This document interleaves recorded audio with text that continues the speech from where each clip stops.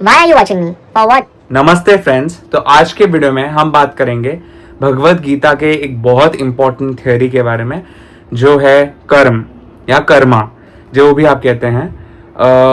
कर्म थ्योरी इतनी स्ट्रॉन्ग और पावरफुल है कि जो भी इसे समझता है वो लाइफ में सही तरह से एक्ट करना सीख जाता है, क्योंकि फिर उसको समझ जाता है कि जो भी वो करने वाला है, whatever he is going to do is going to come back to him. But ये इतनी सिंपल भी नहीं है। It's not just about actions, you know, it's also about what you think, it's also about what feelings you have for others. ये सब return होता है, तो इसके तुरंत आपको रिजल्ट्स देखने मिल जाते हैं।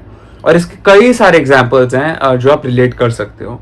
और अपने पर्सनल लाइफ में भी आपने देखा होगा कभी कभी कि हम किसी को कुछ कह देते हैं, किसी को हम इंटेंशनली हर्ट करते हैं, तो it comes back to us. हमें भी कोई कभी कहीं ना कहीं हर्ट करता है। अगर हम किसी को खाना देते हैं जो भूखा है, तो हमें भी कभी, जब हम भूखे होते हैं या जब कहीं ना कहीं से कुछ अरेंजमेंट हो जाती है और हमारा काम हो जाता है। तो कर्म थ्योरी बेसिकली ना एक मैथ्स के इक्वेशन की तरह है। It's like what you give is what you get. तो आज इस वीडियो में हम समझेंगे कर्म थ्योरी के बारे में और विस्तार से। और मेरे पास देख सकते हैं कि ये मेरे पास श्रीमद् भगवत गीता है, जो बहुत ही प्रेस्टिजियस और रिस्पेक्टेड ग्रंथ है।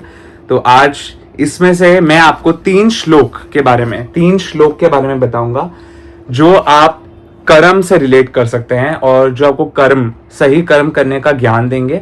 उसके साथ साथ मैं कोई स्टोरी भी इनके साथ में एसोसिएट करूंगा और आपको एग्जाम्पल के थ्रू समझाने की कोशिश करूंगा। जो यूट्यूब चैनल है, तो इट्स नॉट जस्ट अबाउट मजा मस्ती और चले गए, राइट। वैल्यू प्रोवाइड करना मुझे बहुत अच्छा लगता है। तो my purpose always has been कि मैं जो भी काम करूं उसमें लोगों को कुछ ना कुछ वैल्यू मिले, क्योंकि ऐसी चीज होना जिसमें आप वैल्यू भी देखते हैं और फन भी देखते हैं, it is much better than just having fun और जस्ट लुकिंग एट फन। तो कोशिश हमेशा रहेगी कि मैं अच्छा कंटेंट दूं। और मैंने ऐसा सोचा है कि हफ्ते में एक बार, ये जो फ्राइडे आवर है जो आज हम कर रहे हैं, वैसे हफ्ते में एक बार एक वीडियो ऐसा आएगा जो एक नॉलेजेबल वीडियो होगा, जो एक स्पिरिचुअलिटी रिलेटेड या सम नॉलेज रिलेटेड वीडियो होगा, through which you can understand and learn more about something, and that's going to be my aim for my YouTube channel. It's not going to be solely a channel just for entertainment, right?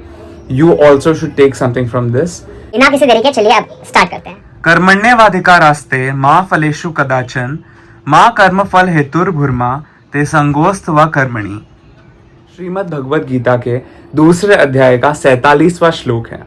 इसका अर्थ सरल शब्दों में ये है कि आपको अपने कर्म करने का हक तो है, लेकिन उन कर्मों के फल लेने का आपको हक नहीं है, क्योंकि फल आपको कभी पता ही नहीं होगा। जो भी कार्य, जो भी एक्शंस आप करते हैं, उसका कॉज, उसका कारण आप अपने आप को मत बनाइए। And never be attached to inaction. जो आपको चाहिए वहां तक पहुंचने के लिए एक्शन इज द की। तो इनएक्शन कभी नहीं और action always. So never be attached to the fruits of your actions. तो हम एक कहानी के थ्रू समझते हैं।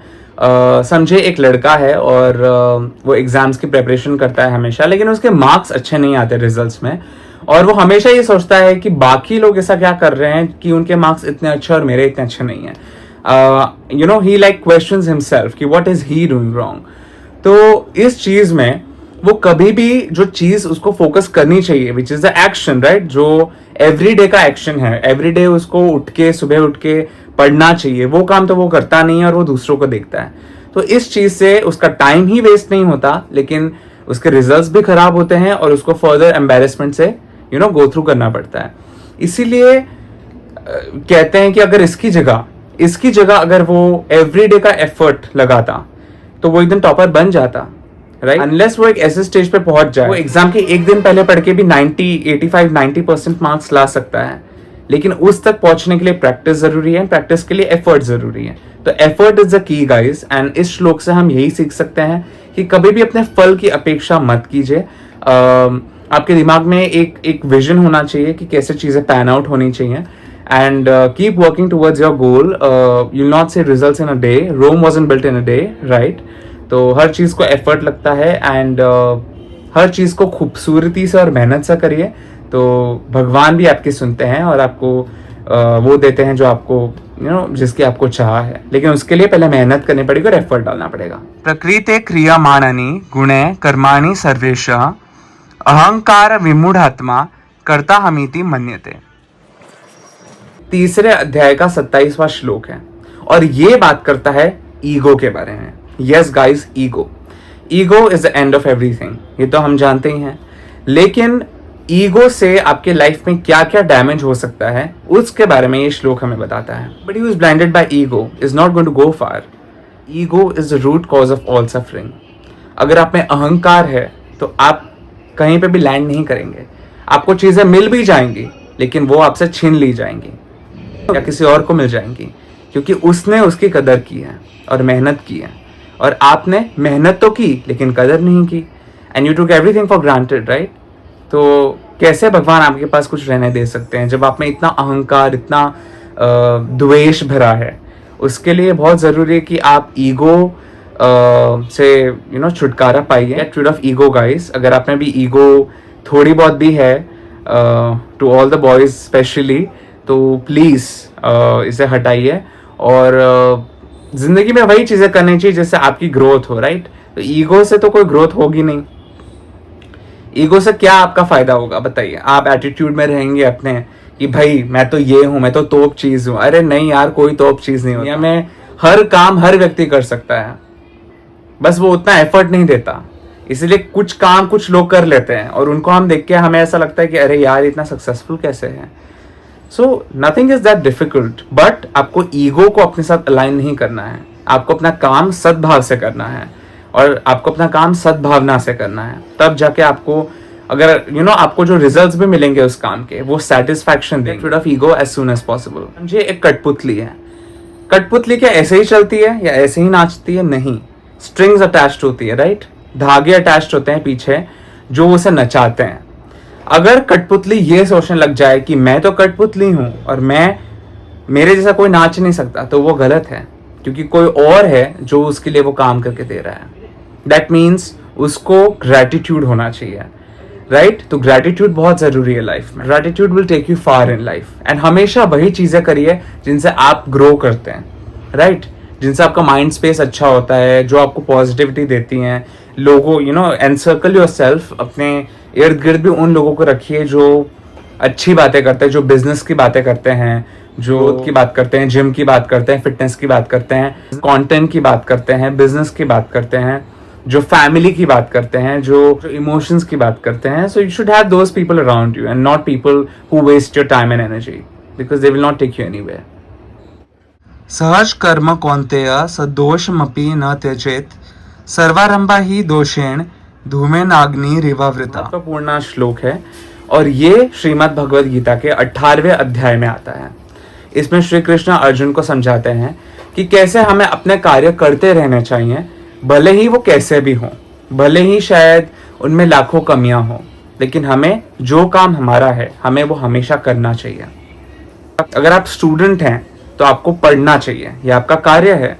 आपको इसमें इंटरेस्ट हो नहीं हो, आपके साथ कुछ इनजस्टिस हो नहीं हो, आपको अपना काम हमेशा करते रहना पड़ेगा। श्लोक से श्री कृष्ण अर्जुन को पूरी गीता का सार बताते हैं और लिबरेशन की तरफ गाइड करते हैं। सारे जो हमारे कर्म होते हैं, एक्शंस होते हैं, वो कहीं ना कहीं इम्परफेक्शन से क्लाउडेड होते हैं। कोई भी चीज परफेक्ट तो नहीं होती है, हर चीज में आपको कहीं ना कहीं इम्परफेक्शन दिखेगी, लेकिन that is the beauty of everything, right? And आपको उसके साथ में अपने काम करते रहना है। जैसे कहते हैं कि अगर आग है तो धुआं तो होगा ही। ये आग को आप कैसे इस्तेमाल करते हैं वो आप पर है। आप इसे रोटी बनाने के लिए इस्तेमाल करते हैं या आप इसे दुनिया में आग लगाने के लिए, इट्स अप टू यू। जैसे एक डॉक्टर है, आप एग्जाम्पल के लिए समझे, एक डॉक्टर है। आप एक डॉक्टर वो जो डॉक्टर है वो हॉस्पिटल में काम करता है, राइट? एंड हॉस्पिटल में कहीं पे भी पॉलिटिक्स तो होती है, इंटरनल पॉलिटिक्स, तो दूसरे लोग करते हैं पॉलिटिक्स एंड ये डॉक्टर उनसे दूर रहता है, right? He never gets involve in any of those. तो अब इस सिचुएशन में डॉक्टर छोड़ के जा भी सकता है, लेकिन वो कितनी जगह छोड़ के जाएगा? हर जगह उसको ऐसे लोग मिलेंगे, हर जगह वहां पे कहीं ना कहीं ये कलयुग है तो पॉलिटिक्स तो हर जगह होगी ही। तो कितनी जगह को वो छोड़ेगा? वो जगह को छोड़ना सोल्यूशन नहीं है, उसे अपना काम करते रहना सोल्यूशन है। क्योंकि वो ऐसी जगह से बाहर आएगा जहाँ पे उसने ये सब नेगेटिविटी और पॉलिटिक्स देखी है, कम आउट स्ट्रॉन्गर जब वो इससे बाहर आता है। तो वो तो खुद एक डॉक्टर है, उसकी डिग्री है, उसका काम ही वो है, तो वो तो छोड़ के नहीं जा सकता।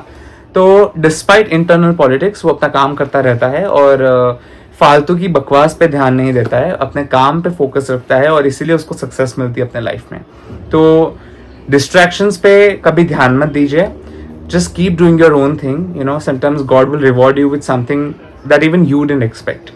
So And all the famous and successful people that you see, they have achieved it because they were very, very focused towards what they want to do. they didn't get affected by external noise and things which are not in their control. So you have to focus on what you do, and that's how you will achieve success, and other things will also follow. तो मैं उम्मीद करता हूँ कि आपको ये जो मेरा वीडियो था वो पसंद आया होगा। मेरी एक हमेशा कोशिश रहेगी कि मैं कुछ ना कुछ वैल्यू आपको दूं। तो हर हफ्ते हम मिलेंगे कुछ ऐसे ही वीडियो के साथ में, जिसमें आपको कुछ नया पता चलेगा। बहुत सारे लोग ये किताबें, ये जो ग्रंथ है हमारे सनातन धर्म के, इन्हें पढ़ते हैं तो हैं लेकिन समझते नहीं और लाइफ में इम्प्लीमेंट नहीं करते हैं। सिर्फ पढ़ने से कुछ नहीं होगा, you will have to implement all that into your life, and that's when you will grow as a person. Guys, thank you for listening and I will meet you in next video. तब तक के लिए take care.